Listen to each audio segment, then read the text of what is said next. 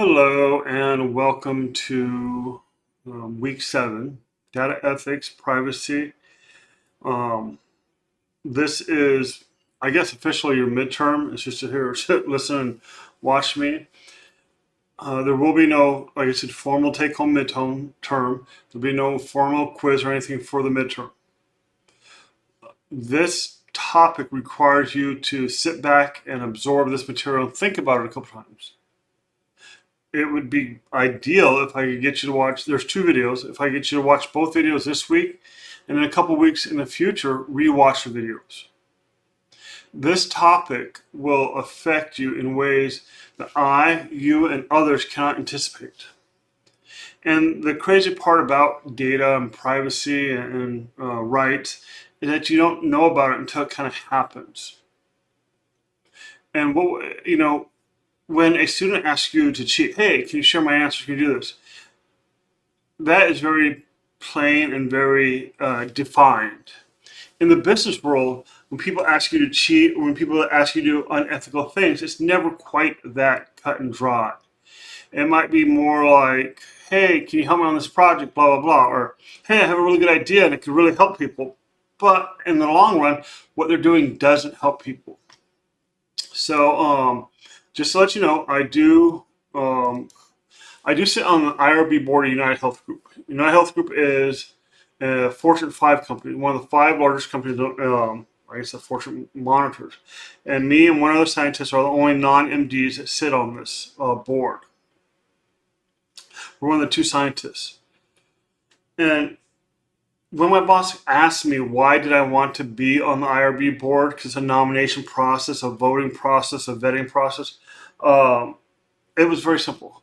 To me, IRB, Institutional Review Board, it's a conscience in some ways of the company, at least in terms of research.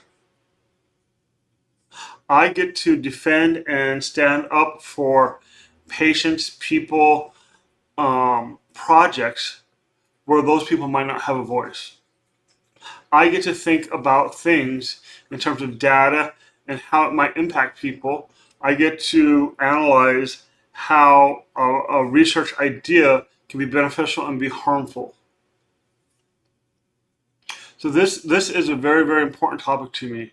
And that's why I really, like I said, I'd like it if you could spend, time to go through this video a couple weeks from now, the end of October, beginning of November, maybe go through it again. I think it will have a lot of merit. And it's one of those things where, like I said, in 6 months, 6 years, 20 years, you're like, oh my God, I remember him talking about this. And it will just hit you like a ton of bricks. But to that point, a lot of what I will present to you will be out of context. That's one. Number 2, there might be profanity in this. This is a college course. This is a graduate level college course. And I hope you all have experienced profanity at some point in your life. It's just part of human nature. But this course or this particular lecture might have profanity. I include links from TikTok and other places. I take no responsibility for those, but it is important to understand that this is a more realistic lecture. And also, my goal is not to scare you not to sleep. My goal is to bring awareness to you. But data privacy and a lot of these things are very concerning. And it doesn't seem that many people, many legislatures, many countries, many states are doing anything about it. And it's scary. It will impact all of us in ways we cannot foresee. Some of it will be positive. Those I'm not worried about. It's how will it impact us in negative ways that I worry about. So without further ado, let's go. Again, this is going to be 2 videos. Okay, this video is going to be privacy and ethics, and this is different than my normal teaching structure. I'm going to include quotes, articles, so it's going to be a little bit more interactive. I really wish I could be in front of you and talk to you and ask you questions. That would be ideal for me. But since it's an asynchronous class, I can't do that. So I'm going to do the best I can to relay those emotions, the importance of certain things to you. Okay? And ethics is a philosophy and an idea I'm specifically talking about computer science ethics, data ethics, machine learning ethics, more in the technology ethics, okay? So, again, we're going to talk about security, AI, data ethics, and the future, okay? So, um, let's explore the connection between data privacy, data security, and data ethics. You can't really have one or two of these without having all of them and more. Because if you have data security, you reduce the ability to have privacy issues. You reduce the ability to have data leaks. You can't guarantee that, but it does help. And those items cost money, but if you have strong ethics and integrity, you know the value of those. So if you have good ethics, you know that you need to protect your patients. You need to protect your information, okay? Um, We're also going to talk a little bit about data governance, COPA, California Privacy Act, HEPA, general data, the EU laws, and more things like that. That's going to be the next lecture. This, I kind of want to focus on security and ethics and privacy. And when I say the next lecture, I'm literally going to record it when I'm done with this. So here is a quote. That's not a picture of him at the bottom. I think that's Hitchcock. So all the quotes aren't, that's not their profile. So let me be ethical about that. But ethics is knowing the difference between what you have a right to do and what is right to do. So I want to read that really slowly. Ethics is knowing the difference between what you have a right to do and what is right to do.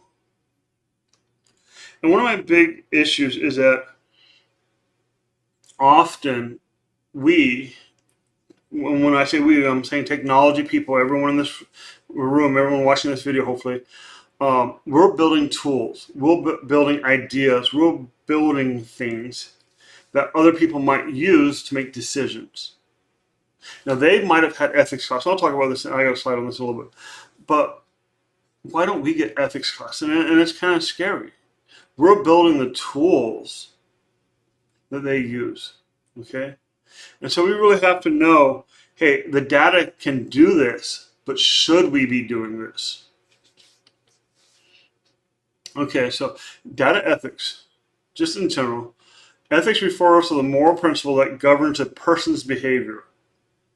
You refer the golden rule or the platinum rule, do unto others as you want done unto yourself, do unto others as they want done unto themselves.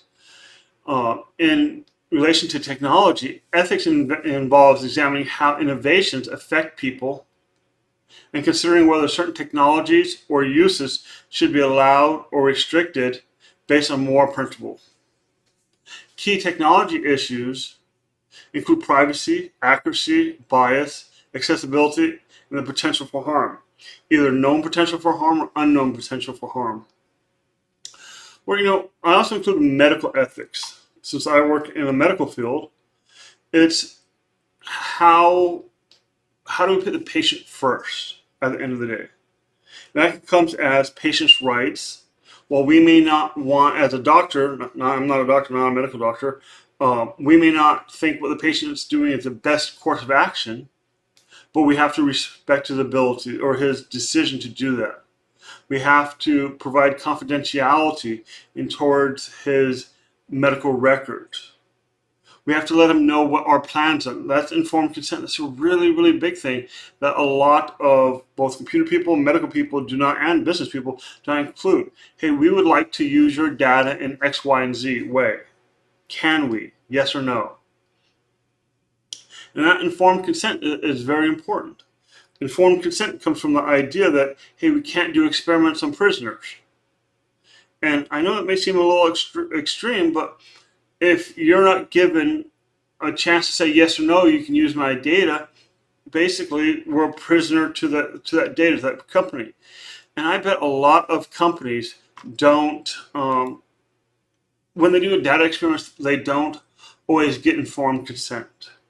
And how do I know this? Is because I've been asked from multiple companies to do consulting and be part of a lot of projects. And a lot of them I say yes, and a lot of them I help out on, and a lot of them I do not, because there's a lack of informed consent. Business ethics deals with the ethical issues in a business environment, like corporate governance, inside trading, and corporate social responsibilities. Now, I work at United Health Group, and you can go on TikTok or other things, and you can hear horrible things about United Health Group. You hear horrible things about all insurance companies, doctors. I don't think I work for an unethical company. I know that United Health Group is trying to make fundamental changes to the way we take care of people. They're trying to treat a population of people that almost don't want to get better. And that's very hard. And to do it in a cost-effective manner is even harder. So how do you reconcile the idea that a business can be ethical? I'm sure some of you work for MGM or Caesars or a gaming company. Is gaming moral or immoral? And those are different issues than if the actual business is moral. Okay? When a business is moral, it will make the right and best decisions. That can say, hey, we're not going to market to kids our slot machines. Slot machines are legal for adults, consenting adults. We're not going to market it for kids. We're not going to try to incentivize playing beyond a certain amount of time. Okay? So, ethics can come down to a couple different words. You know, you can Google it, and you can go back all the way to Aristotle and Plato, move forward to more modern philosophers. The way I kind of think about it is that we have to have trust. And again, you know, I talked about this. We have doctors, and those patients have to trust doctors. We have, I guess, cops, and I don't know, criminals. If I get a speeding ticket, I don't really consider myself a criminal, but that interaction, I have to trust that the cop is acting on the best interest of the population. Well, as a person that works with reports, works with intelligence, works with private data, trust is one of the most crucial things for me to express as an ethical person. Both trust that when I'm asked something, I will do what, not necessarily what's asked of me, but what's ethically right. Okay? So that means putting maybe the patient first, even above my boss or even above my job. Pitting the question and the business in a trustful position.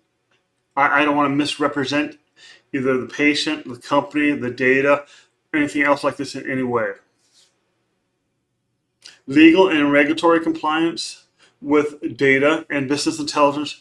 There is a ton of regulatory compliance, and this is pretty much in the way of all businesses now. I know that casinos have a lot of regulatory they have to push the state. Marijuana dispensaries have a lot of regulatory compliances.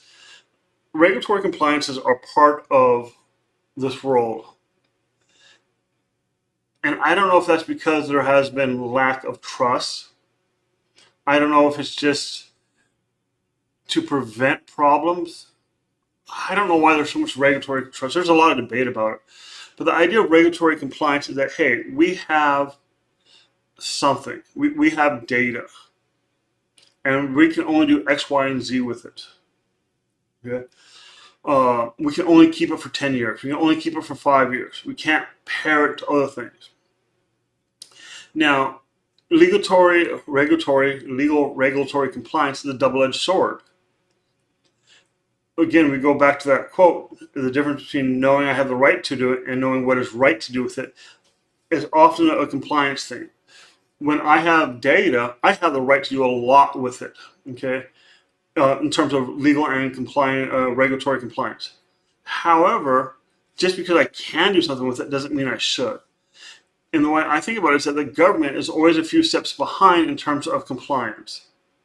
So I try to think, what is, in 10 years, in 15 years, if I was standing in front of my father, if I was standing in front of a judge, if I was standing in front of a moral person, is what I'm doing, even if it is within my legal frame right, my legal right? Can I explain the good of what I'm doing to them? And that leads right into social responsibility. We don't live in an island. We're not one person. We're not one company. We live in a society.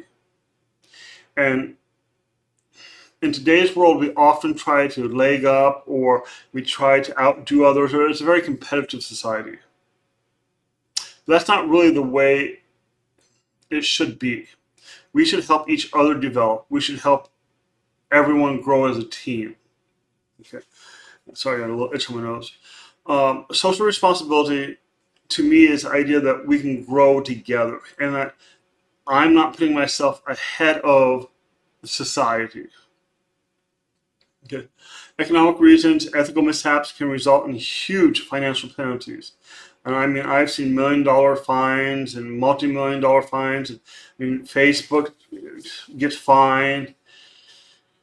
So unethical behavior can just cause a lot of harm. Now, innovation.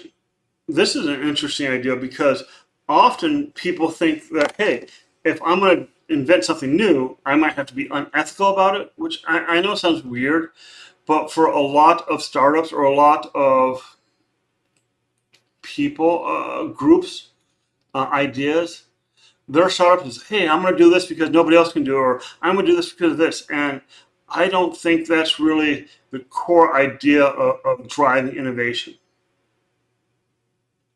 I think the idea of true innovation is to do something better and more efficiently and more ethically than other people are currently doing it right now.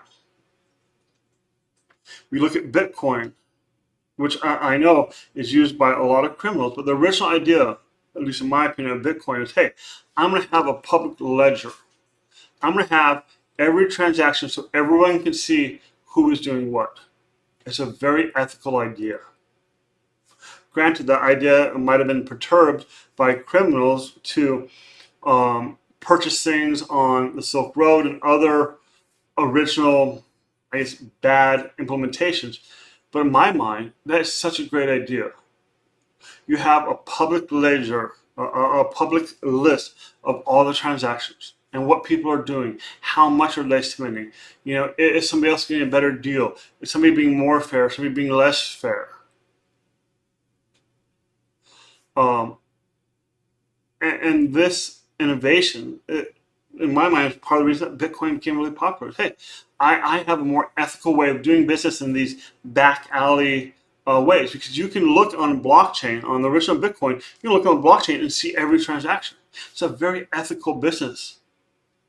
You can't, I mean, with a paper and Visa and hiding money, that's all in many ways unethical. With blockchain, Bitcoin, it's everything is hashed. Okay, now there's washing and newer things, but for the most part, it's a very ethical innovation. So,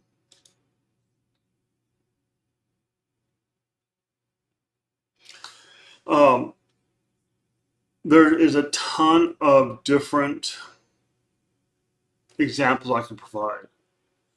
Whether or not syphilis experiments in America that I can never say half these words, the Tchaikovsky, where the American government withheld treatment, whether or not it was Japanese prisoner camps, whether or not it's about a million different drugs or products or devices that we knew were unsafe.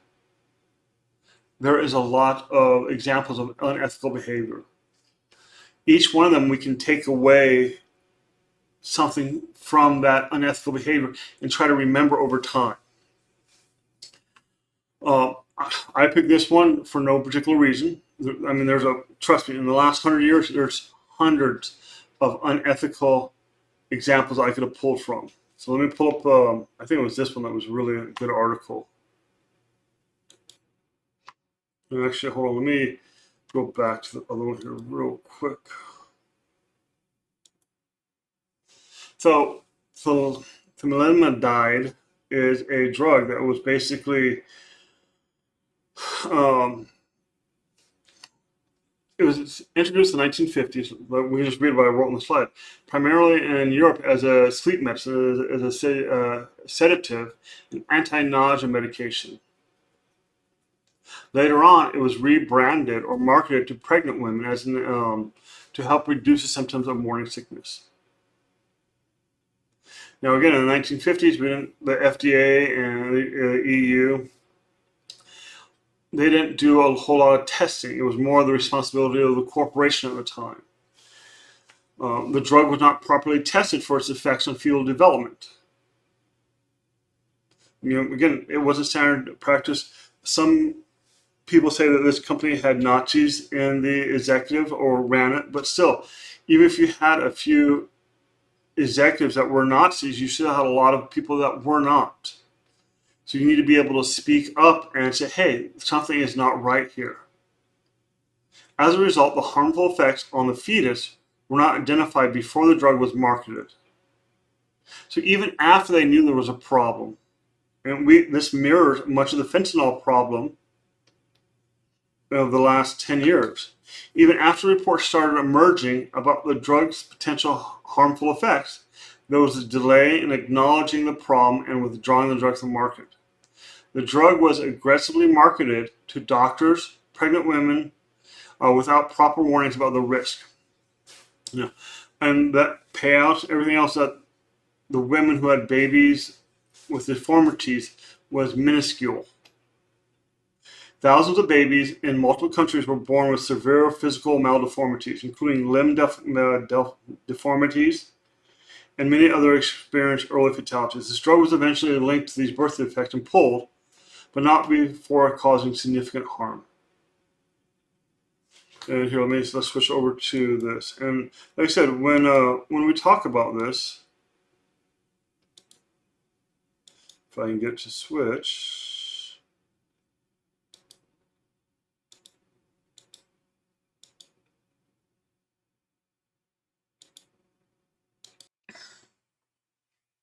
I don't know why it wasn't necessarily switching views like that, but that's technology.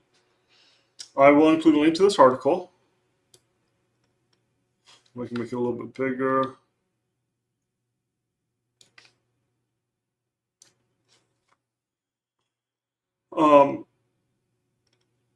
And really, one of the things I want you to take away from this is not that bad things happen. Bad things happen often.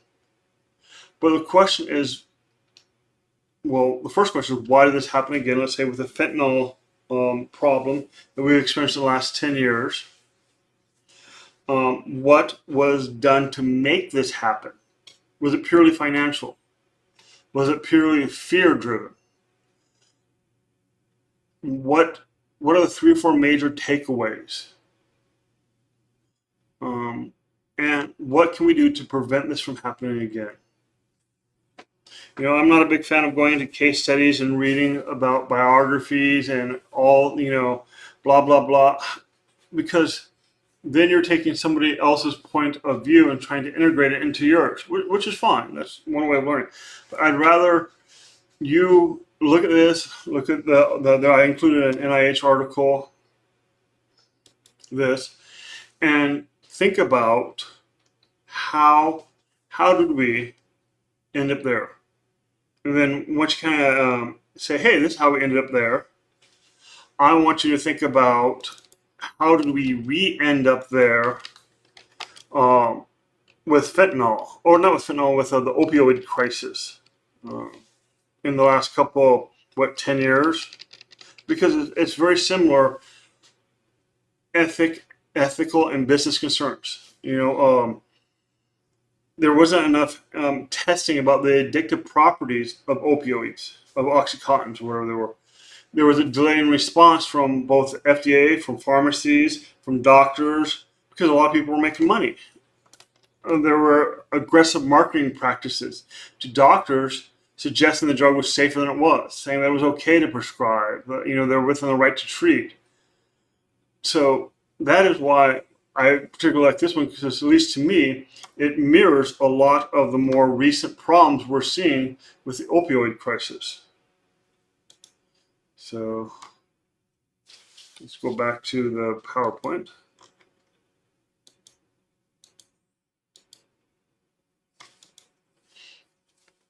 And here's another one. Again, I think that's William Hitchcock right down here, but that's not a picture of the author.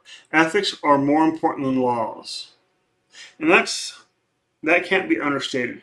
You know, when we talked, I don't know, 10 minutes ago about the difference between compliance and the right to do something and the right thing to do, it comes back to ethics are more important than laws. Now, why do I say that? Because often laws are behind the times. Often laws don't catch all the caveats, all the extreme values. Laws are just meant to be, in my mind, just common law is meant to be as a guideline and a guiding principle. Ethics are what you stack on top of laws to make society function better, to make choices that will help society.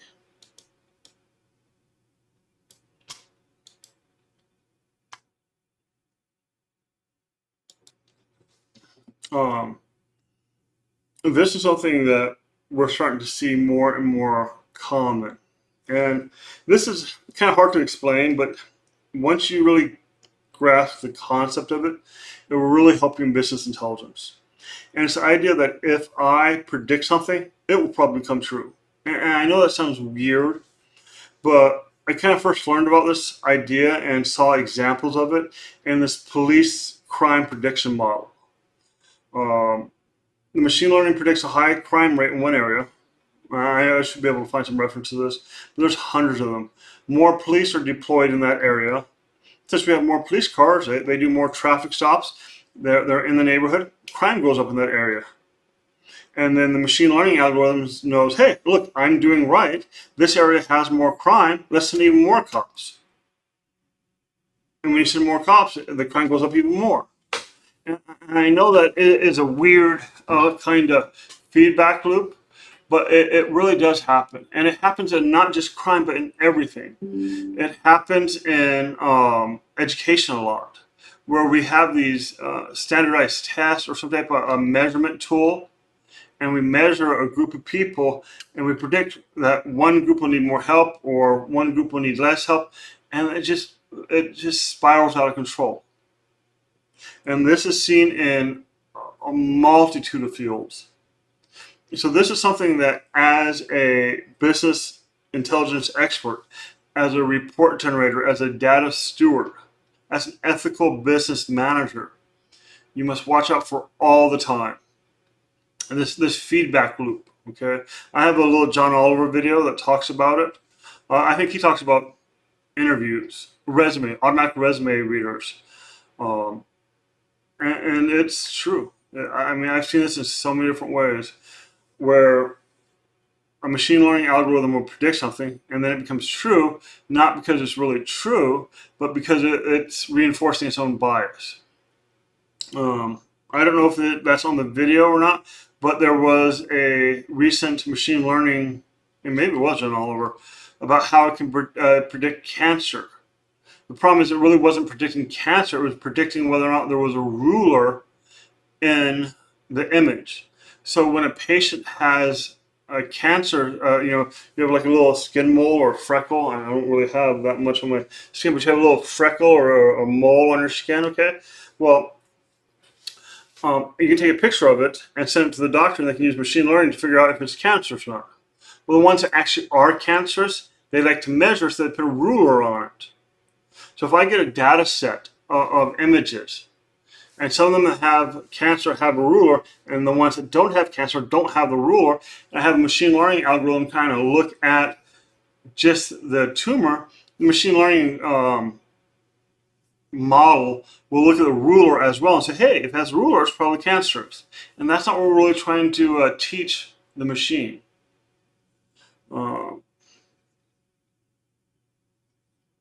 Another issue in machine learning is the black box of unknowns. And there is a lot of examples of it, but one of the big problems, there was a court case where I think it's either here in the US or in England, a criminal or a person suspected of a crime got ID'd in the facial recognition system. He asked how he was ID'd, and they said, well, the facial recognition, clear view or whatever it's called, ID'd you. He asked for the algorithm and how it works. It was never provided to him. He was asked if there were other similar suspects. That was never ID'd to him or never provided to him. So the idea of a black box of unknowns is that what makes machine learning so neat is that you just throw a bunch of data at it. Here's a bunch of data. Wow, let me throw a bunch of data at it. Instead of me, the business person, trying to decide what rules and what logic I want in order to gain actionable insight, the machine will do it. The problem is it's really hard. I don't want to say there's no way. It's really hard to trace back the decision as far as why the machine made that recommendation. This black box effect is one of the more active areas of research, at least in my domain, in healthcare. So what happens is that doctors hate to be told what to do. Medical doctors hate the machine saying, you should do X, Y, and Z for the patient. That they will almost fight tooth and nail to go against anything the machine tells a doctor. So, and doctors I love working with doctors because they're super intelligent. So where's the disconnect? We have a group of super intelligent individuals that went to, biology majors and went to, 4 years of postgraduate work, residency, fellowship, and the doctors I work with are just super intelligent. And so if they're super intelligent, why, when a machine learning model recommends something to them, do they fight tooth and nail against it? That's a good question for you. I'll let you think about that for a second. If I told you had to do something, why would you fight tooth and nail against it? You might fight tooth and nail for it because I didn't give you a reason why. If I said you had to watch this video on one leg, you have to stand up on one leg, hop around, woo-hoo-hoo, and watch this video. You'd be like, well, that's dumb. I'm not doing that. And then if I slowly pulled up 2 or 3 papers and said, hey, watching my videos on one leg helps retention 80%. Okay, that's a reason why. Maybe I'll try it. And that is where the disconnect is right now in a lot of machine learning. Machine learning makes these super accurate, and they are super accurate, super correct decisions, but they don't tell us why they made that decision. They just recommend that decision. There's no thought process. So it's that black box of you must do what I say, and you don't tell us why you're making that decision. So a lot of resources are now being focused on, here's a machine learning decision. You should order this lab for the patient. You should order this test for the patient. And the reason why you should order these tests is because I noticed X, Y, and Z. It's trying to provide justification as far as what its recommended action is. Hey, we noticed that this patient has a broken leg, and also 3 years ago they took this drug, so maybe you should do X, Y, and Z. And if we can move away from this black box of machine learning, it will again revolutionize machine learning. And I cannot understand this. With that police case, there was a lot of bad information in the face matching and in the algorithm. And at least I know in one of the cases, the guy was in a completely different area, completely different state, and they had video, I guess, the hotel or traffic cams of the guy. And so the machine learning model completely misidentified him. But it's one of those things where, hey, my machine learning says X, Y, and Z, so it must be true. And it's that black box. So please be very aware of that. And I think the next one is a John Oliver video. Hopefully you get sound. I'll see if I can make sure the sound works. Actually, here, desktop audio. Experimental hiring tool that taught itself that male candidates were preferable and penalised resumes that included the words women's and downgraded graduates of 2 all-women's colleges. Meanwhile, another company discovered that its hiring algorithm had found 2 factors to be most indicative of job performance: if an applicant's name was Jared and whether they played high school lacrosse. So clearly, exactly what data computers are fed and what outcomes they are trained to prioritize matter tremendously. And that raises a big flag for programs like ChatGPT. Because remember, its training data is the internet, which, as we all know, can be a cesspool. And we have known for a while that that could be a real problem. Back in 2016, Microsoft briefly unveiled a chatbot on Twitter named Tay. The idea was she would teach herself how to behave by chatting with young users on Twitter. Almost immediately, Microsoft pulled the plug on it, and for the exact reasons that you are thinking. She started out tweeting about how humans are super, and she's really into the idea of National Puppy Day. And within a few hours, you can see she took on a rather offensive, racist tone, a lot of messages about genocide and the Holocaust. Yep, that happened in less than 24 hours. Tay went from tweeting, "Hello world," to "Bush did 9/11 and Hitler was right." Meaning she completed the entire life cycle of your high school friends on Facebook in just a fraction of the time. And unfortunately, these problems have not been fully solved in this latest wave of AI. Remember that program that was generating an endless episode of Seinfeld? It wound up getting temporarily banned from Twitch after it featured a transphobic stand-up bit. So if its goal was to emulate sitcoms from the 90s, I guess mission accomplished. And while OpenAI has made adjustments and added filters to prevent ChatGPT from being misused, users have now found it seeming to err too much on the side of caution, like responding to the question, what religion will the first Jewish president of the United States be with? It is not possible to predict the religion of the first Jewish president of the United States. The focus should be on the qualifications and experience of the individual, regardless of their religion. Which really makes it sound like ChatGPT said one too many racist things at work and they may attend a corporate diversity workshop. But the risk here isn't that these tools will somehow become unbearably woke. It's you can't always control how they will act, even after you give them new guidance. A study found that attempts to filter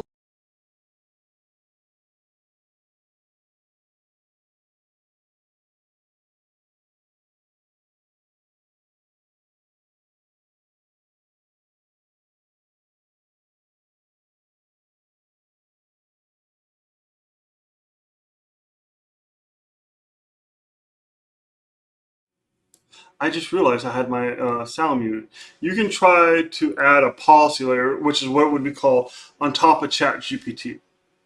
You add on top of Bark. But at the end of the day, people are going to find a way around that. So you can try to fix the underlying data, which is time-consuming, expensive, and almost impossible. You can add a policy layer on top of it. The policy layer says, hey, if you say X, Y, or Z, don't allow it to continue out to the end user. But people will still find a way around that. You can Google Dark AI. Dark AI is an implementation of Bard or ChatGPT that is unfiltered. So these things will happen and these things will get out there.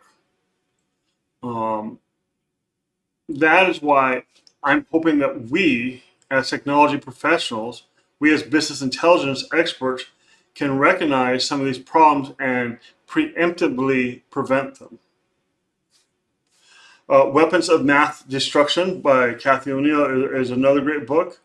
Most troubling, they reinforce discrimination. If a poor student can't get a loan because a lending model deems him too risky because of his zip code, he's cut off from the type of education that could actually get him out of poverty.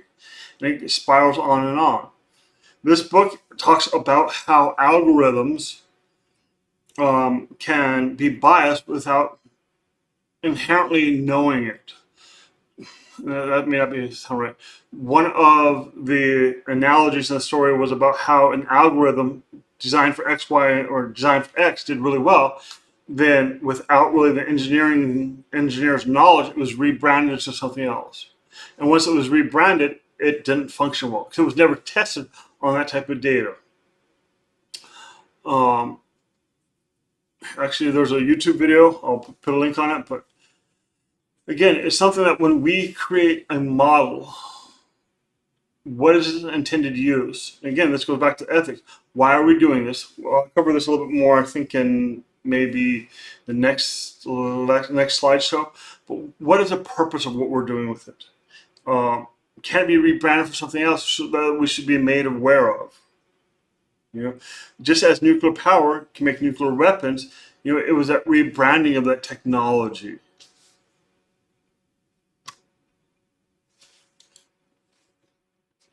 So I asked a friend of mine what her takeaway was on data ethics.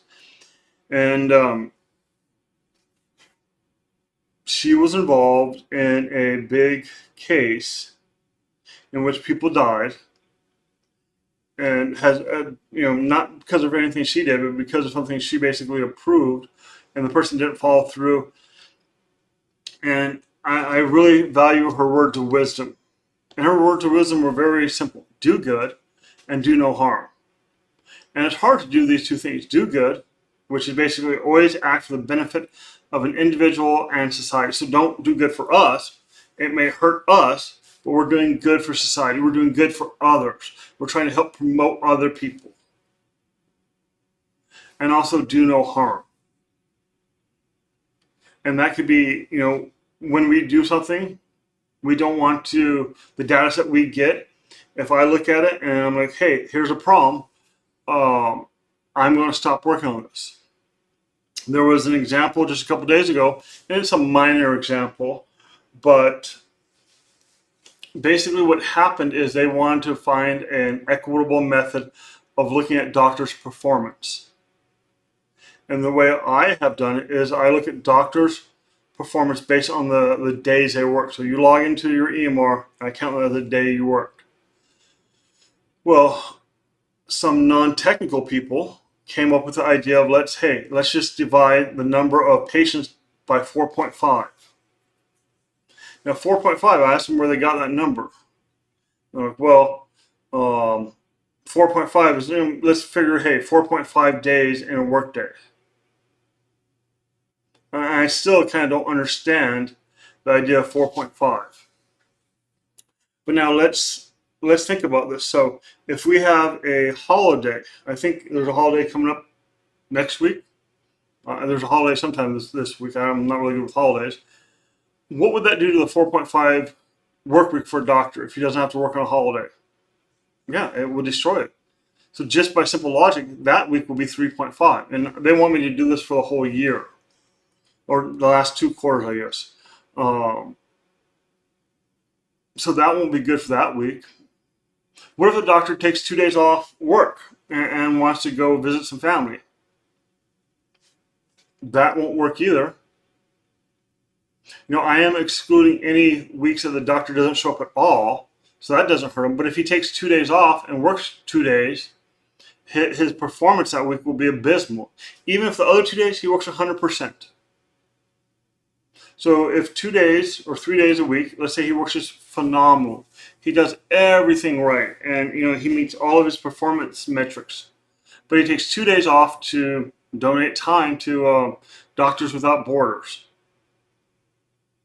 Well, you know what? He's going to be penalized, because when I divide it by 4.5, those 2 days he took off and approved are going to work against him. So when this request came to me, I went to leadership and I expressed my concern. I said, hey, if you absolutely want me to provide this, I will. But I will not provide this without my data too.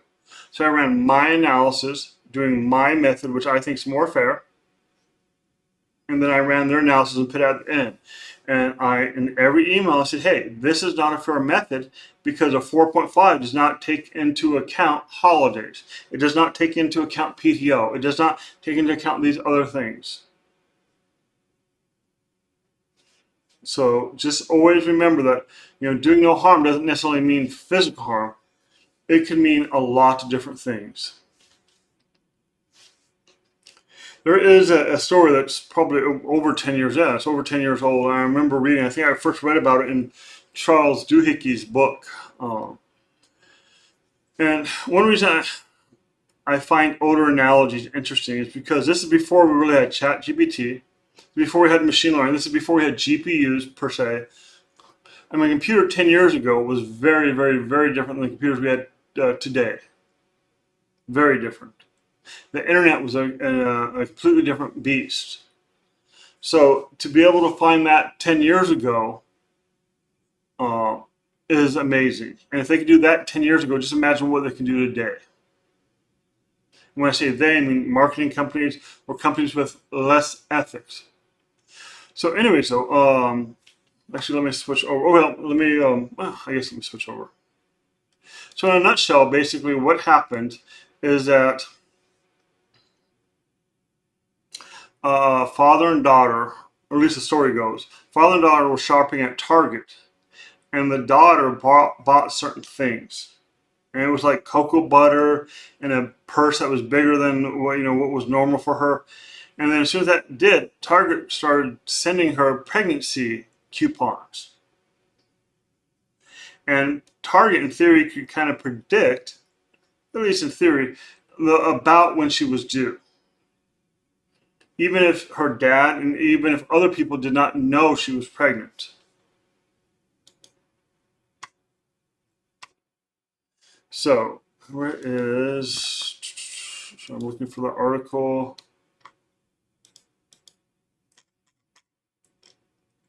Look at all these ads. Okay, Charles Duhigg outlines New York Times how Target tries to hook parents-to-be at the crucial moment before they turn rampant and loyal. Okay. Target assigns every customer a guest ID tied to the credit card, name, email, blah, blah, blah, a bunch of things. Well, poll, this research ran tests analyzing the data from before and after, blah, blah, blah. After Poll's computer crawled through the data, it was able to identify about 25 products that, when analyzed together, allowed him to assign each shopper a pregnancy prediction score. More important, it could also estimate he could estimate her due date within a small window, so Target could send coupons to that very specific stage of pregnancy. In March, got cocoa butter, lotion, a purse large enough to double as a diaper bag, zinc and magnesium supplements, and bought a bright blue rug. They say that's an 87% chance that she's pregnant. Her delivery date is due sometime in late August. Okay. Now, I have no reason to doubt the validity of the story. Some people say it's not true. I've heard more stories saying that it is true. Duhigg suggests that Target's gangbuster review growth, $44 billion in 2002, when Poll was hired, to $67 billion in 2010, is attributable to Poll helping retail giant corner the baby on board market, citing the blah, blah, blah. Okay. And this shows you what we collect, what companies collect, what data is out there. Okay. And this is whether or not, again, it is ethical, maybe. Do they have a right? Yes. Is it right to do? I don't know. Okay. So just, that is what it is. And the reason I bring that up is because the next thing we're going to talk about is data collection. I highly doubt that most people, me, myself included, have any idea about really, truly informed consent. Informed consent is the idea that we know what we're releasing in terms of data. We know what we're getting into.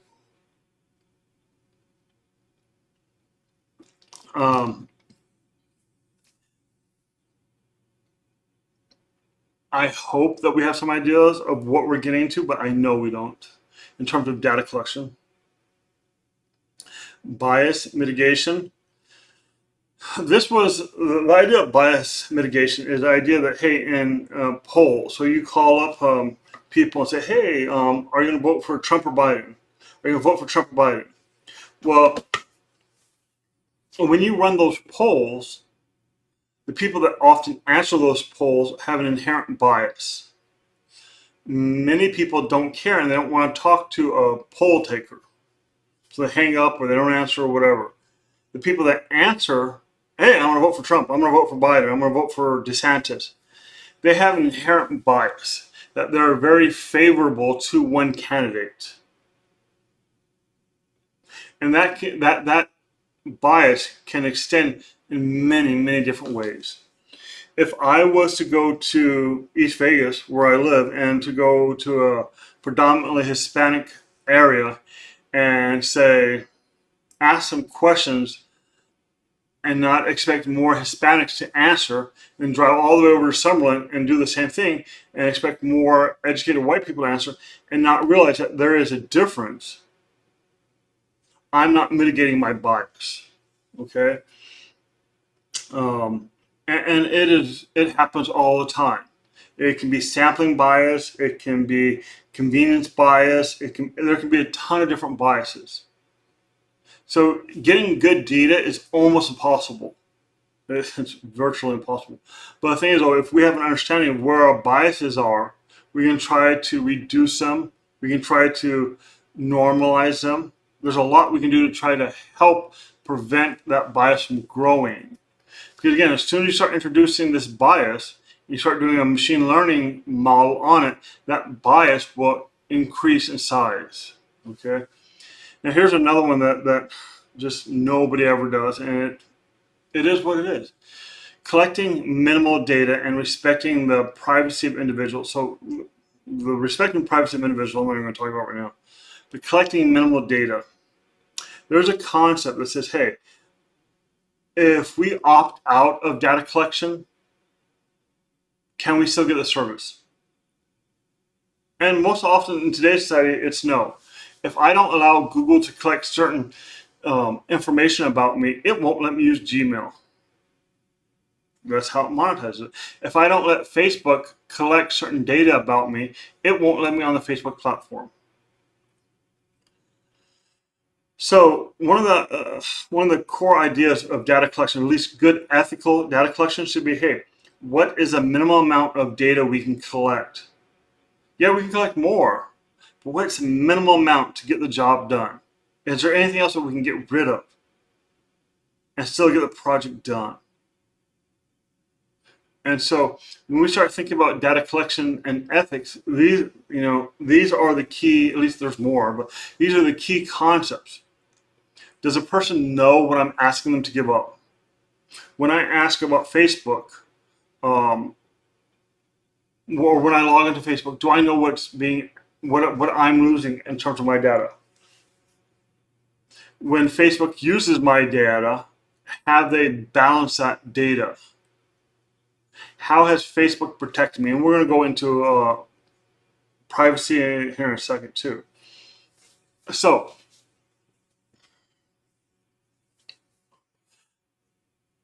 I'm a member of the American College of Medical Genetics. And genetics is a really unique field. And here is an example. So there's two things I kind of want to talk about. So if there's a medical doctor and he runs a sequence on you, boom, or he runs a sequence on a husband and wife, it doesn't really matter. And he detects something, and he has a report right here. Says, hey, this report, blah, blah, blah, blah, blah. If that disease is about you, he should tell you. What if that disease is about your kid? Well, if that kid's under 18, you have a right to know. Or if it's unborn, you probably have a right to know. Now, what if that doctor runs blood tests on you and finds a genetic disease that will only be presented in an adult kid? You might not even have any kids, but if you have offspring and that kid grows up and becomes 40 years old, then that disease will start to manifest.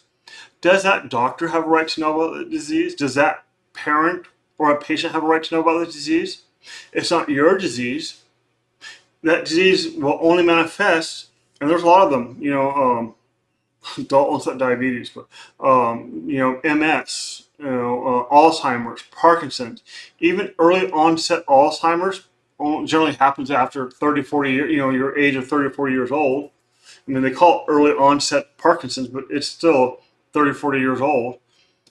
So if I was a doctor and I ran your blood work and ran a genetic profile, and I knew that any kid with a 100% certainty would have early onset Parkinson's or early onset Alzheimer's, what right do you have as a parent? It's not your disease. You don't have it.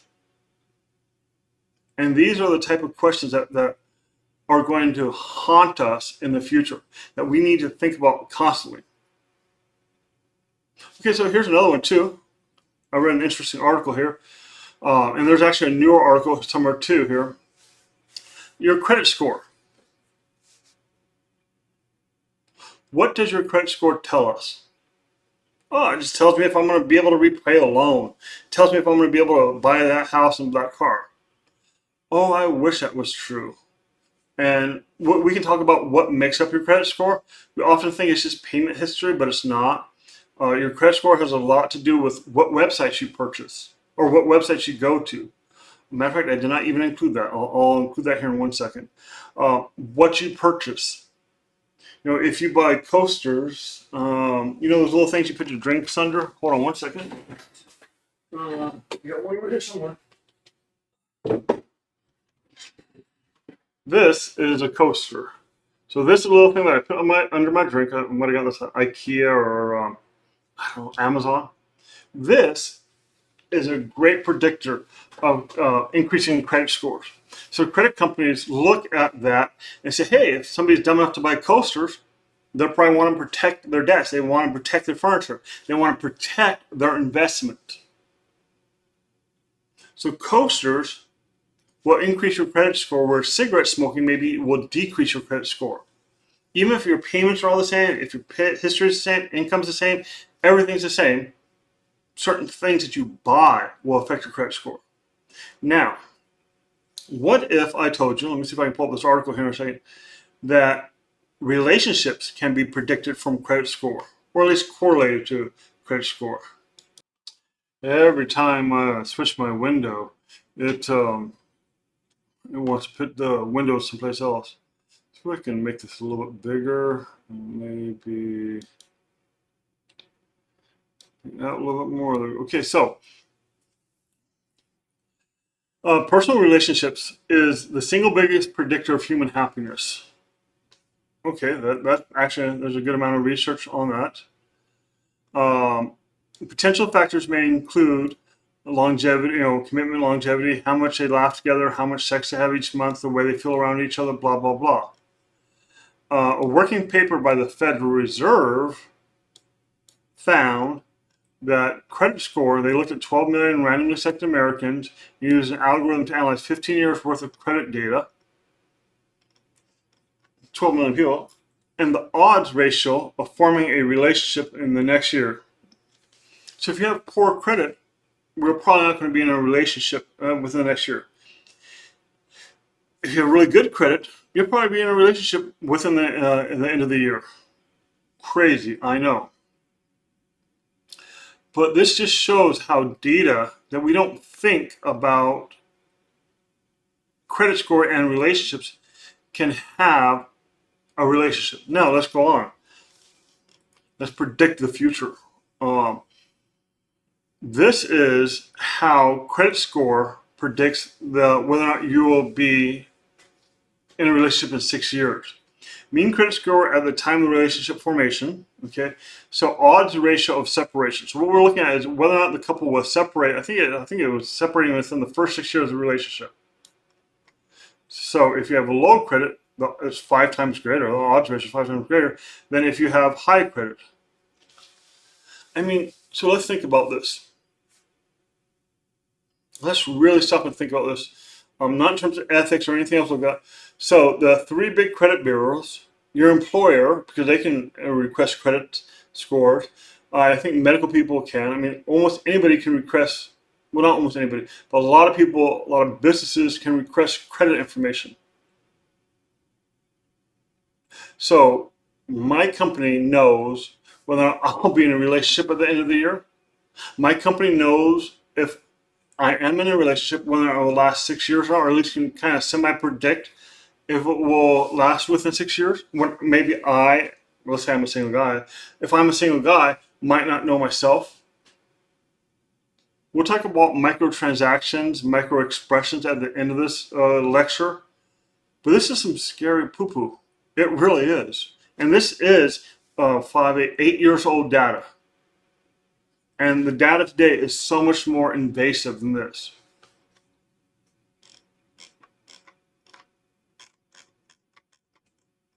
Odds ratio of forming a relationship in the next in relationship in next year. In the following chart from paper, the researchers show the odds of a person forming a relationship in the next year increases with credit score. Simply put, they analyze data finds that people with higher credit scores have greater odds of starting a relationship within the next year. Has anybody thought about this today? Has anybody thought about this month? I doubt we have. But yet business decisions, employment decisions, marketing decisions, and much more are made on this. Is it ethical? Is it right? Those are all questions that we need to be asking ourselves.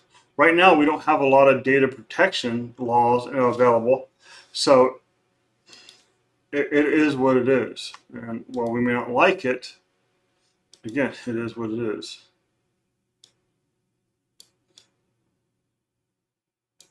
Let me just adjust this really quick.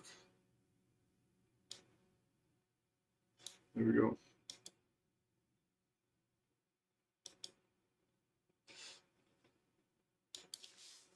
Next quote for you to think about. And again, we just hit the 1 hour mark. So luckily, in a real class, I'd have you guys take a break. But you can just pause the video and, grab something to eat. Our very lives depend on the ethics of strangers. And most of us are always strangers to other people. So why do we have to live in a civilized society? It's because of this. My life, your life, depends on the ethics of strangers. That drug failure was when strangers failed their ethics. When opioid crisis happened, it's because strangers failed ethical commitments. So much of our lives are dependent upon people we don't know. It's important for when it's our turn to help somebody that we make the right choice. Even if it's not right for us, we have to be humble, we have to be diligent, and we have to help the stranger. And I'm not talking about, you see a person with a flat tire, you got to get over and pull over and help them change a tire. I'm not talking about that. I'm talking when something happens at work and you're asked to do something, and it may, like I said, at work they're never going to come to you and say, hey, can you break the law? That will, maybe it will happen, but that will basically never happen. They might say, hey, can you pull all of, we're looking for all, this has never happened to me, but hey, we're looking for all the HIV patients because we want to market to them. So I pull all the HIV patients. And they're like, oh, you know what, maybe we don't want to market to them, maybe we want to increase their premiums. Well, that's a different story. I'm not going to give you that information. If you want to help them, that's one thing. If you want to hurt them, that's a completely different thing altogether. So another part of data ethics is data storage. It seems like literally every week I see data breaches. And I mean, I have 800 terabytes, 700 terabytes at my house. And this is one of the things that always worries me. So an ethical storage of data, which we don't really talk about a lot, but ethical storage of data is restricting access and restricting permission and who can view that data and why they're viewing that data. At my work, you basically can't see anything until you request access. Other jobs I've been, you can see everything, and you basically only can't see things if you're part of certain groups. And again, it's the difference between a right to request or a right to see and an exclusionary kind of reporting structure.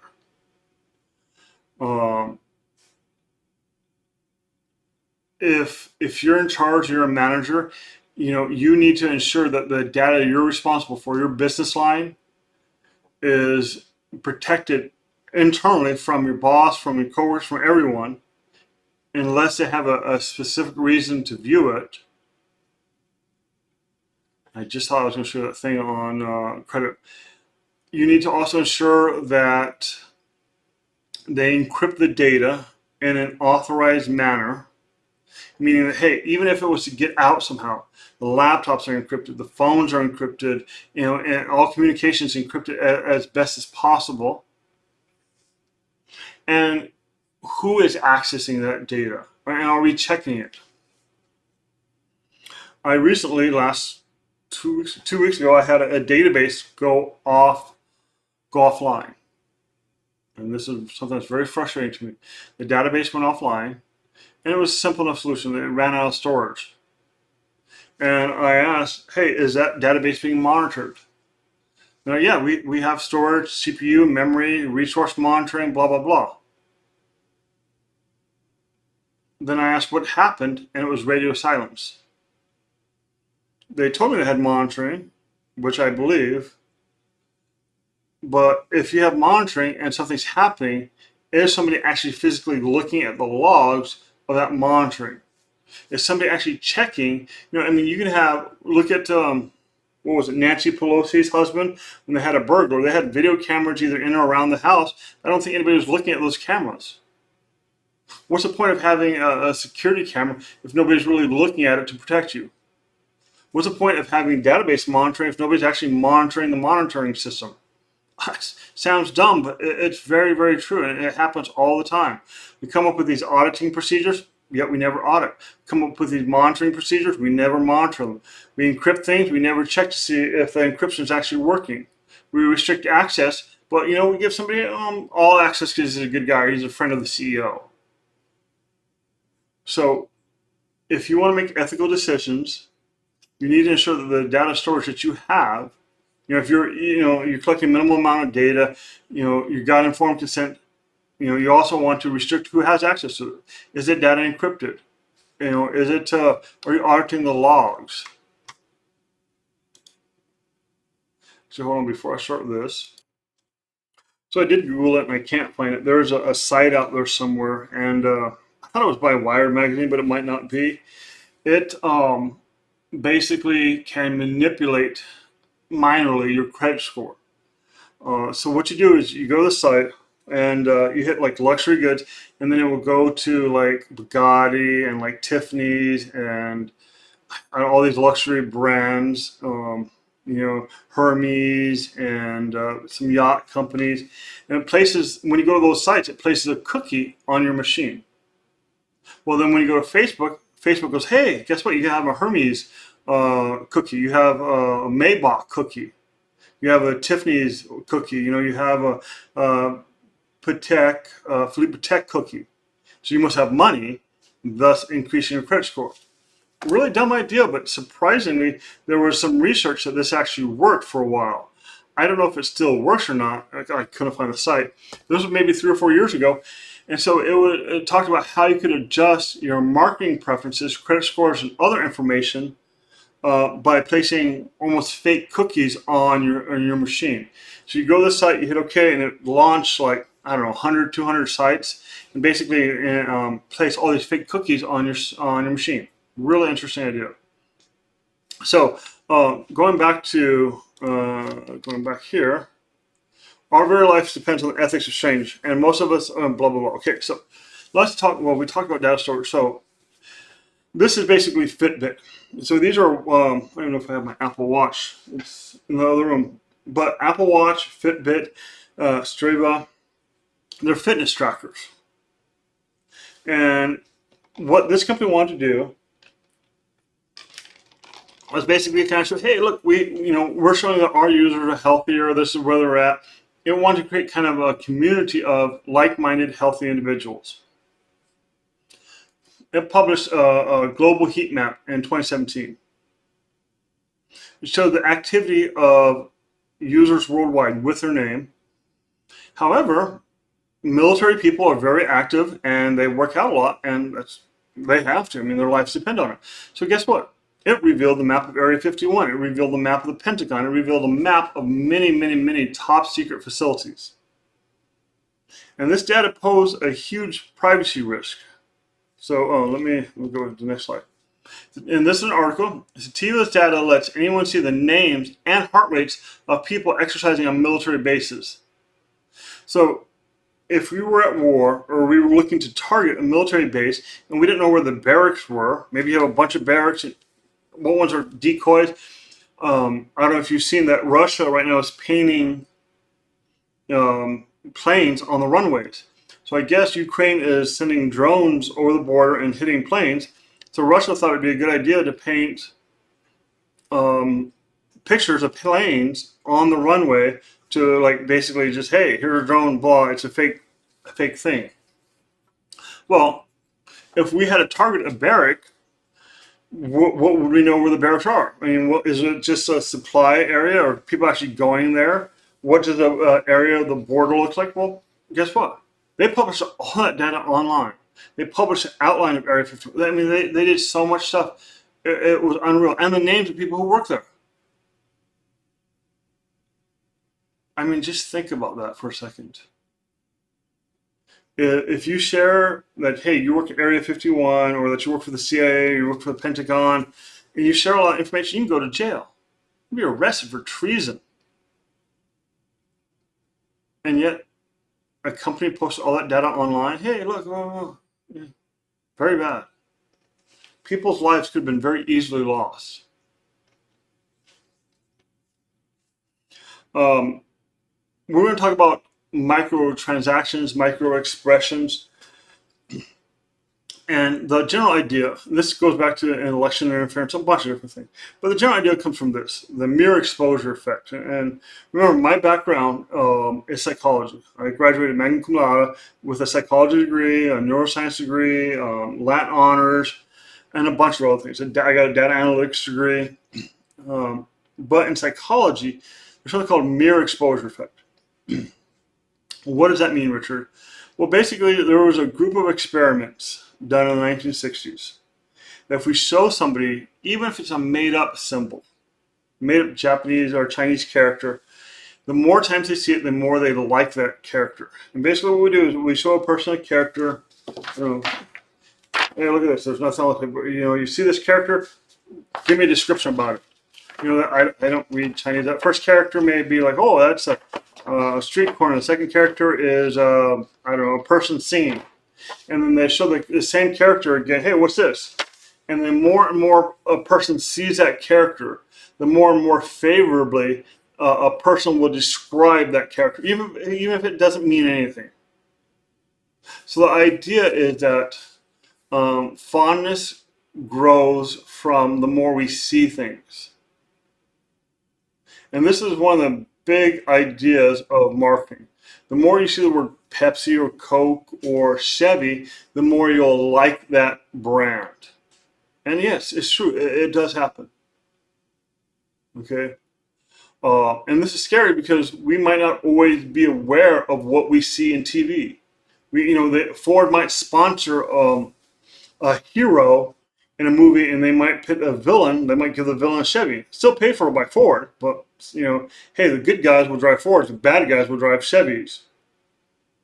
Okay, or any of these things happen, and it has an indirect effect on us. So this is called, well, we'll dive into micro-targeting. But micro-targeting is kind of what Cambridge Analytics did, and it's what a lot of companies do, and it's much more common right now. Okay, micro-targeting is the idea that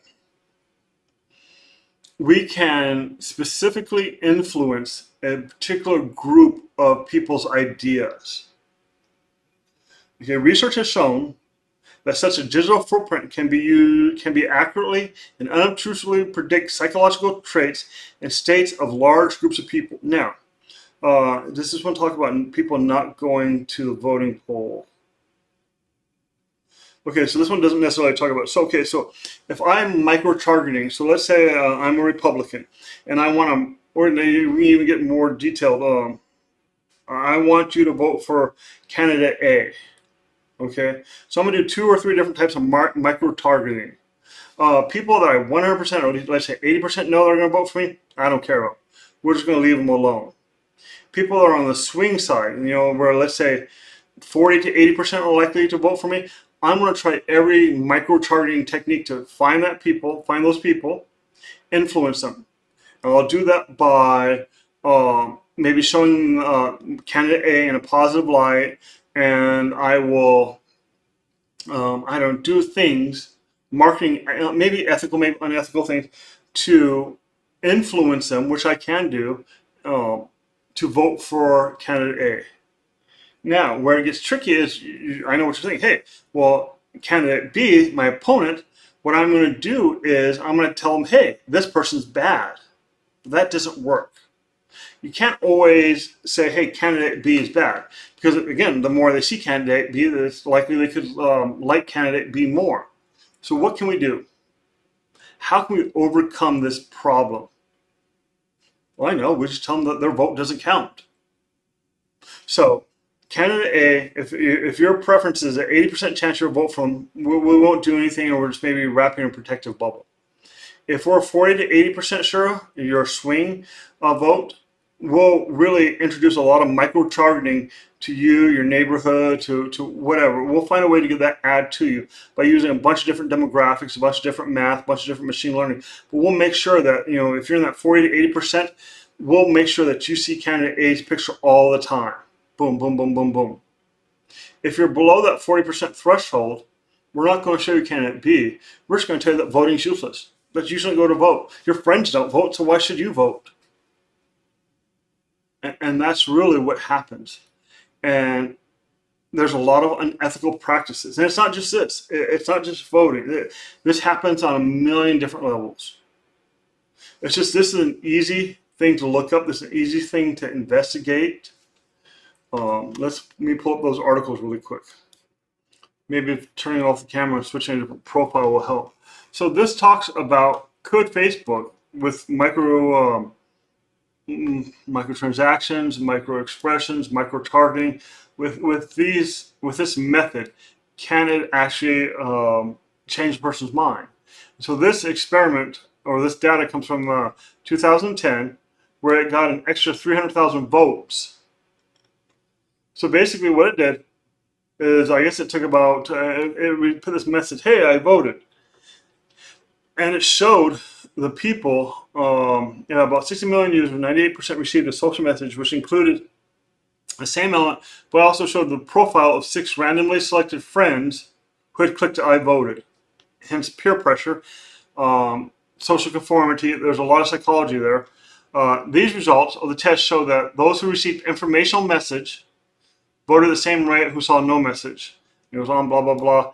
And then it says, hey, with images of their friends, were 2% more likely to click I voted and 0.4% more likely to head to the polls. So they created an action. Now you're thinking, hey, 0.4%, what does it matter, Richard? It's 0.4%.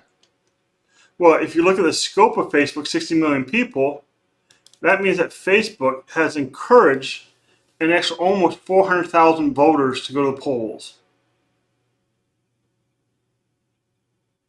400,000 people. That's a lot of motivation.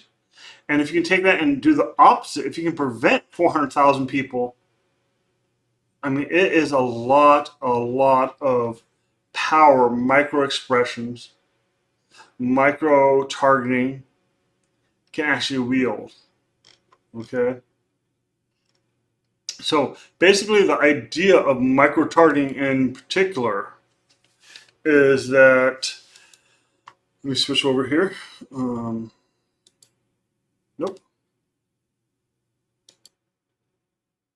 The idea of micro-targeting is that we can grab one data set, grab 2 data set, grab 3 data set, and build a profile of a person. Build a profile of maybe an imaginary person.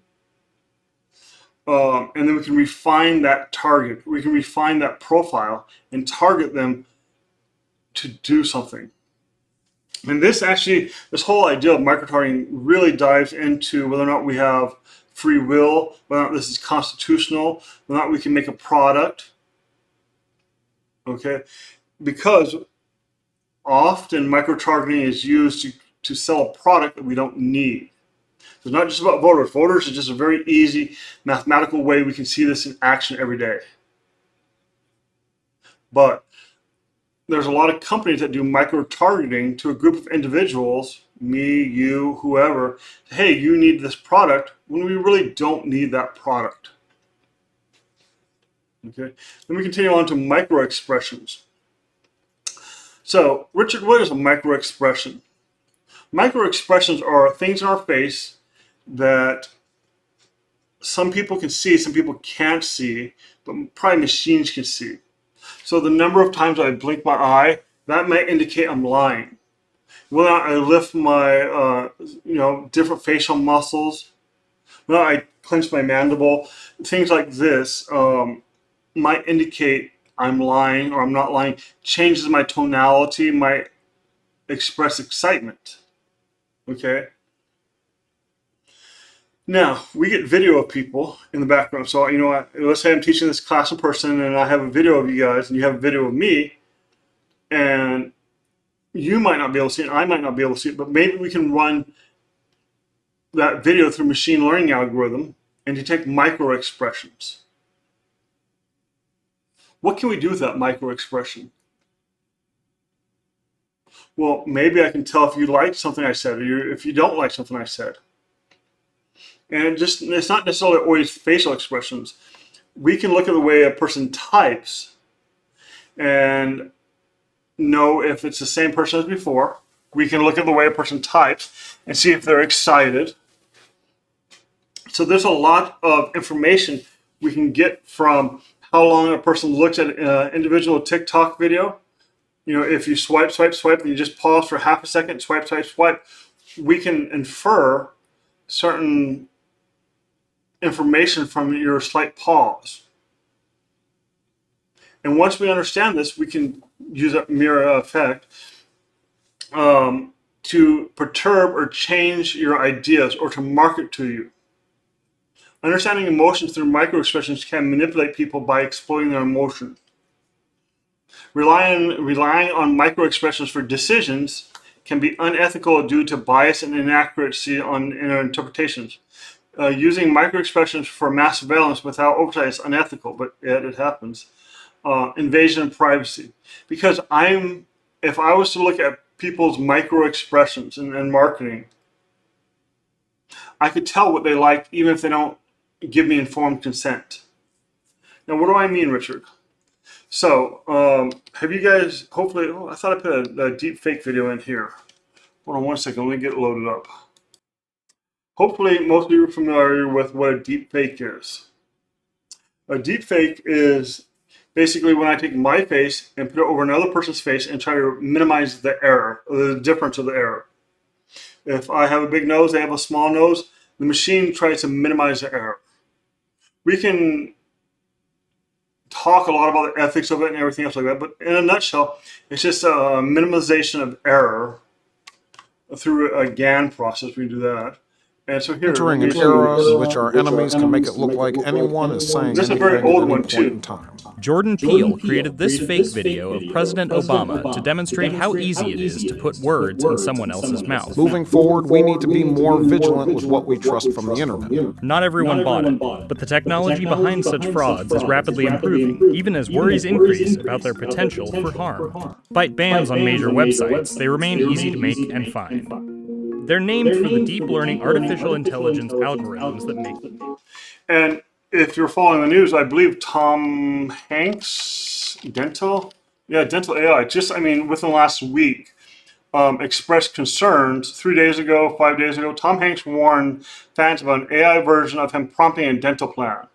Okay? So this Into is... the world of entertainment, Hollywood actor Tom hated using artificial intelligence. In a message posted on social media, the actor said his image was used without his permission. Hanks wrote, and we quote, "Beware, there's a villain." So this is a real thing. I mean, deep fakes are real. They're being used. So now, we were just talking about microexpressions. So Richard, how does microexpressions have anything to do with deep fakes? So how do we detect deep fake videos? Or at least one method. And this happened a couple of years ago, even though this article is newer. I know about this from October 2022. So let's think about this. When I look at actors on TV, I just started watching a movie, Painkiller Jane, or TV show. I just watched the first series. And I watched the whole series. And you know what? I never detected her pulse. What do you mean, Richard? Well, machines and one of the methods we can check for a deepfake video is by looking at slight shifts in color on videos on the foreheads or on the face of people. So basically, in deepfake videos, there's no consistency for heartbeats. There's no pulse information. For real videos, the blood flow in someone's left cheek and right cheek, toposyphilite, agrees that they have the same pulse. So we just have to think about this for a second. So in videos, let me go over here so you can see me. So in videos that are real videos, and in this video right here, can you see my heartbeat here? Of course not. I can't see it. I mean, in theory, I have a beating heart. I mean, I can get my watch out and measure it, but I have a beating heart, and somehow a machine learning algorithm can detect probably my respiration rate. Sorry, I don't understand. Sorry, that was Siri. Siri can detect me. My heart rate, and many more things. My eye dilation, and many other factors related to my face. And that's how I know I'm real, or that's how the machine learning algorithm knows I'm real, things like that. But when I make a deep fake video of myself, which I've never done yet, my heart rate is not the same between both my cheeks, for example. My heart rate between my forehead and my cheek might not be the same. So why do I care? Well, if we are posting videos of ourselves online and we are, so I'm trying to switch over here, boom, boom, and we share information about ourselves online.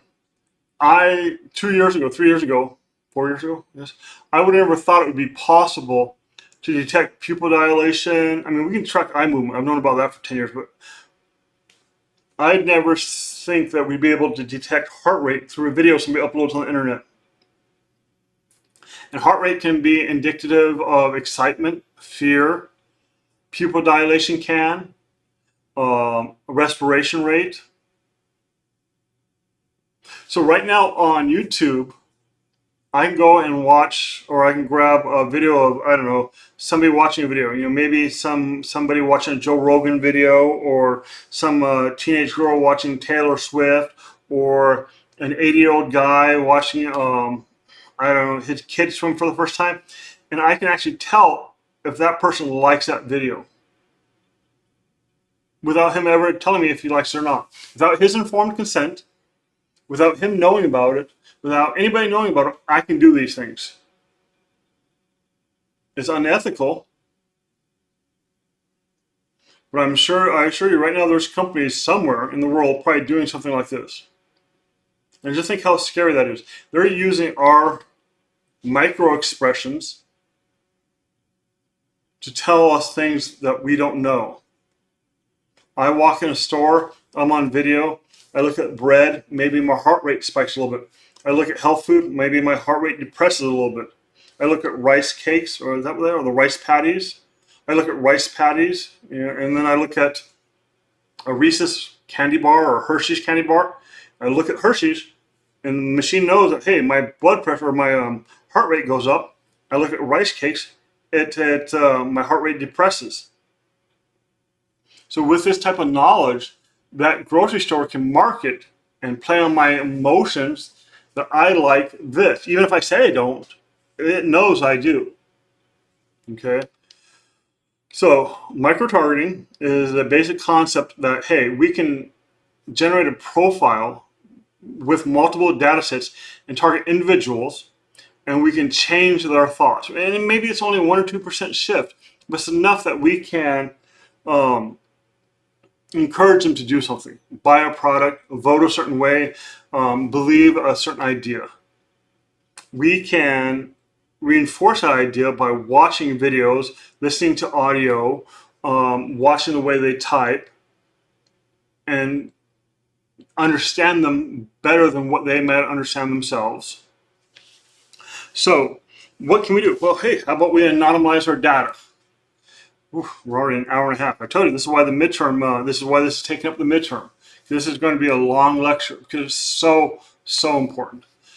So data anonymization. So what does that mean? That means that, hey, I take the data and I can either fake it, I can remove it, or I can randomize it. So if I have the birth date of everyone,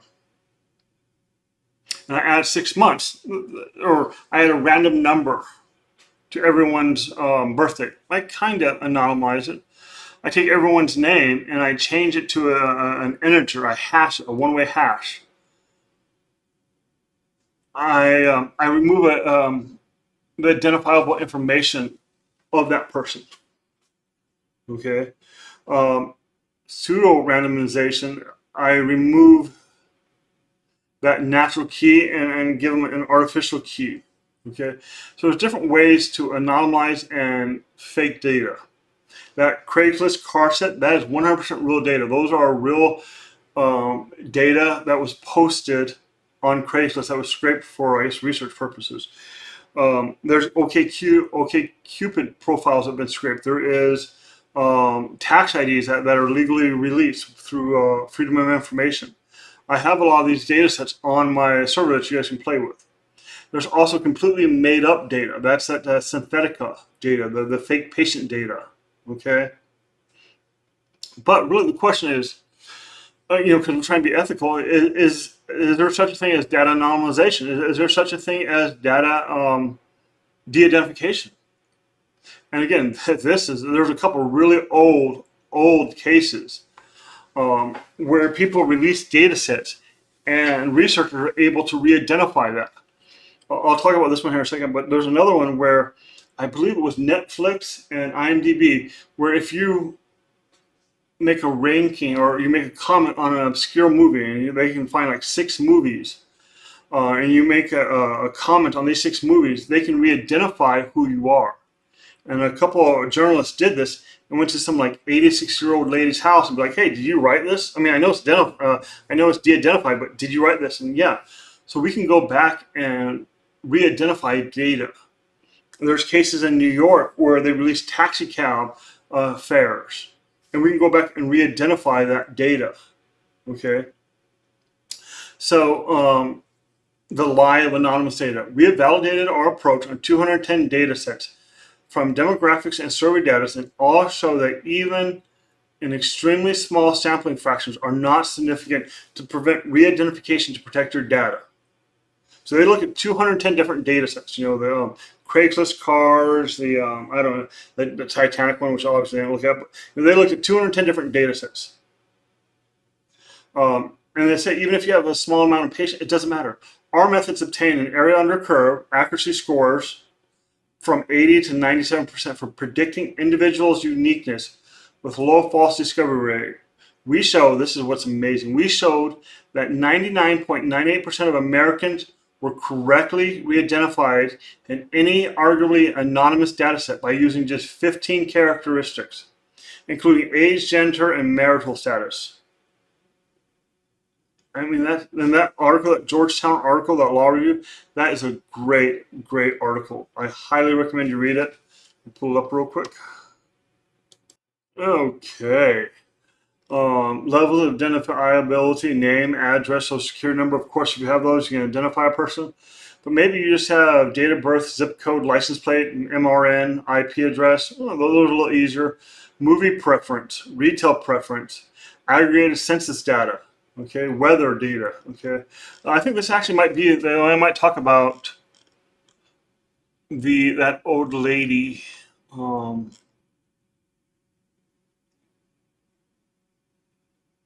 In 2006.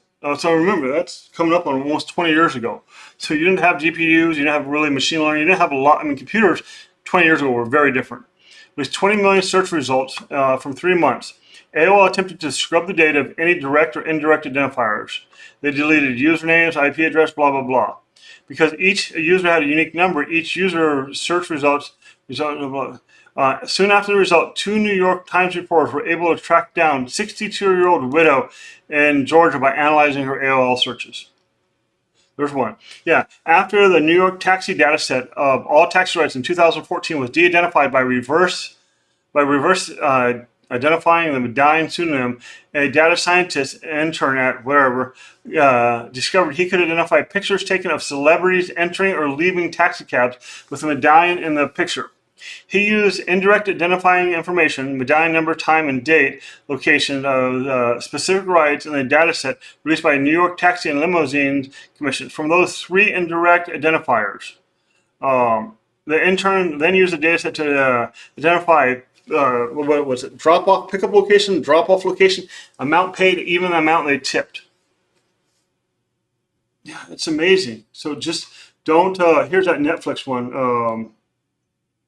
Like I said, so this is a really great article, and again, it's old. I mean, this is how old this article is. 2017, which you may not think is old, but in terms of data engineering, it is very old.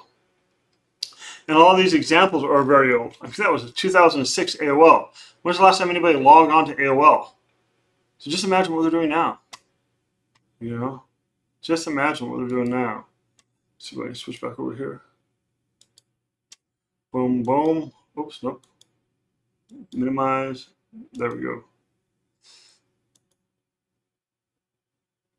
So it's arguable. Some people argue that there's no such thing as de-identification.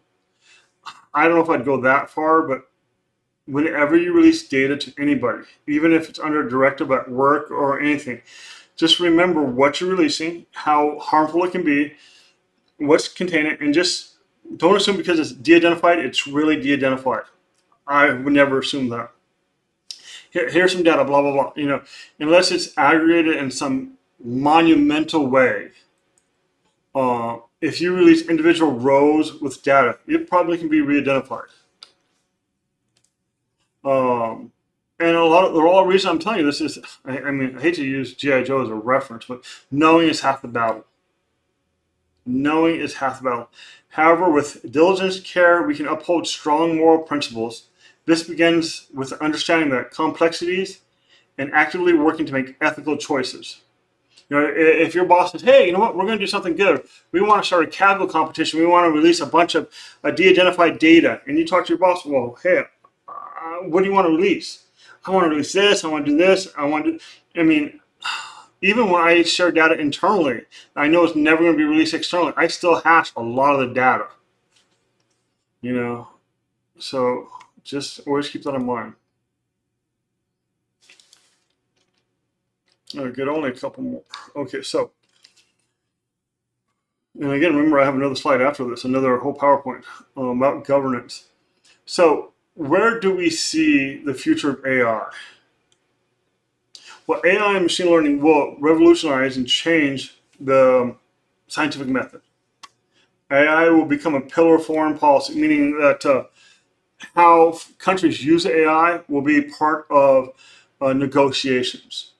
AI will enable next generation consumer experiences for good or bad. Because again, AI will have access to more data, ethical or unethical.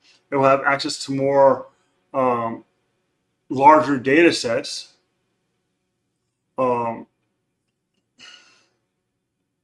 It's going to be a different world with AI. A couple, you know, I encourage open conversation about ChatGPT and Claudia and Bart. There was a lawyer who recently got in trouble for using ChatGPT because ChatGPT made up completely fake court cases. I think I talked about this in the first week. You have to kind of verify and cite that you're using ChatGPT because, again, if you make a mistake, it's one thing. If ChatGPT makes a mistake, you don't kind of say, hey, I was using ChatGPT. It kind of looks bad on you. You know? So going on to the prediction of the future, what the future holds in terms of ethics, privacy, and data rights. And I just threw a couple random Black Mirror and Love, Death, Robots. Because again, I don't know if any technologist, if any expert is even right or even in the ballpark in regards to what the future will hold. I mean, we look at Star Trek, and we look at the Jetsons in the 50s and all these other shows, and, you know, from the 50s, 60s, 70s, about what the future is, and nobody got it right. Some people got a couple things right, but nobody got anything right. We look at technologists, we look at Popular Mechanics and Scientific America, nobody has any idea. So my suggestion is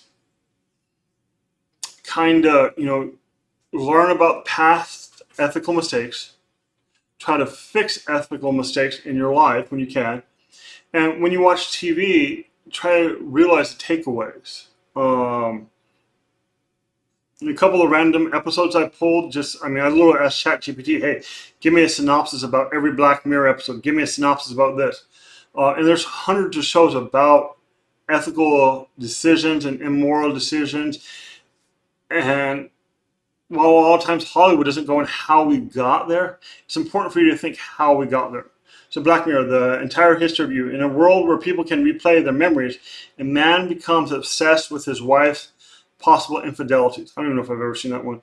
But that is becoming true. We can get obsessed with certain technologies that, because of the data, that seem more real. After her boyfriend dies, a woman uses a service that creates a virtual version of him based on his online communication. That sounds like ChatGPT a lot, much more advanced ChatGPT.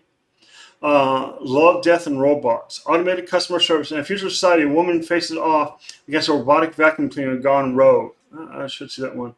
Let's say the reason I put this one in there, LDR, farmers use mechanical suits to defend the land from alien invaders. Oh yeah, that seems ethical, right, blah, blah. I just saw 3 days ago, where farmers now are using a laser weapon system to do pest control. Basically, you put like this mesh all over a farm, and again, I don't know if this is in production. This is probably a prototype. Basically, you put a mesh all over your farm, and the laser, or the AI, maps where your plants are. And then if a bird or pest lands in there, it fires a laser at the pest and kills it. So that's not too far off in our future. So when you watch TV or when you're on TikTok, please remember, it's your future and it's your responsibility to shape it. If you don't like the way things are going, don't just sit on the sidelines. Take an ethical choice to make a difference. Okay? If you have questions, please email me. This is something I'm very passionate about. I don't want to say there are no right answers and no wrong answers in ethics. That's not true. But the simple fact about talking about ethics, learning about them, I hope that will at least enlighten you a little bit to make better choices down the road than other people have. If we can prevent the next opioid crisis because of something I portrayed to you, and maybe you're in a corporation and a casino, a drug manufacturer, a biomedical company wants to do something, and maybe you have the courage to say, hey, we did this in the 1950s, 1960s with thalidomide. We did this in the mid-2010s with the opioid crisis. I don't want to be part of this in the 2040s with this new synthetic drug. And maybe you can prevent and save millions of lives. Maybe you can prevent some other thing from happening. It sounds crazy, but it can happen.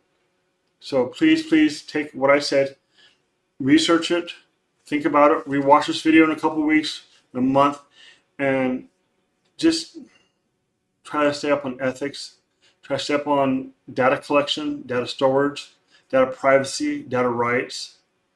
And again, thank you for your time.